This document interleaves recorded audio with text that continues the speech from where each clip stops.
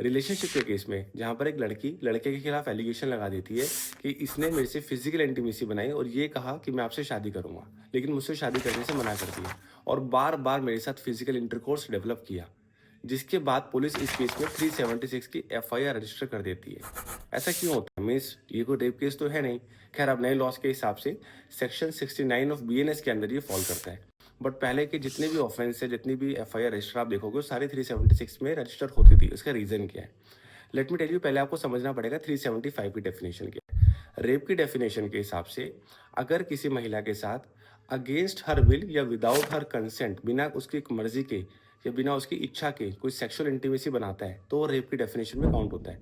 वैसे इसके 7 डिस्क्रिप्शन है रेप की डेफिनेशन की, बस मैंने आपको एक ही इंग्रेडिएंट बताया है इसमें, जिसमें लड़की की कंसेंट नहीं है और उसके अगेंस्ट हर विल किसी ने सेक्सुअल इंटीमेसी बनाई। अब कंसेंट का होना या ना होना, पहले आपको ये समझना है कंसेंट फॉल क्या करता है।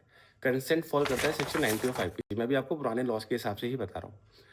सेक्शन 90 ऑफ आईपीसी बताता है कि वो कंसेंट कंसेंट नहीं है जिसके अंदर लड़की को फियर ऑफ इंजरी में रखा गया, मीन्स किसी भी व्यक्ति को, या फिर मिसकंसेप्शन ऑफ फैक्ट में रखा गया। अब यहाँ पर मिसकंसेप्शन ऑफ फैक्ट को हम पकड़ेंगे। मिसकंसेप्शन ऑफ फैक्ट का मतलब होता है कि अगर लड़की को बोला गया कि मैं आपसे शादी करूंगा और उससे कंसेंट ऑब्टेन किया गया कि हाँ उसकी मर्जी ले ली गई, फिर एक फिजिकल इंटीमेसी डेवलप करी और बाद में शादी करने से मना किया गया, इसका मतलब उसे एक मिसकंसेप्शन ऑफ फैक्ट में रखा गया। अब यहाँ पर जो उसकी कंसेंट थी वो टोटली वॉलंटरीली नहीं थी, वो कहीं ना कहीं किसी प्रॉमिस के ऊपर थी। अब वो कंसेंट वैलिड नहीं मानी जाएगी एज पर सेक्शन 90, क्योंकि वो मिसकंसेप्शन ऑफ फैक्ट मिलेगी, क्योंकि लड़के ने बाद में शादी करने से मना किया। इसीलिए वो जितने भी ऑफेंसेस जो लड़की कंप्लेंट्स करती थी वो 375 और 376 में फॉल करते थे, मीन्स रेप के अंदर।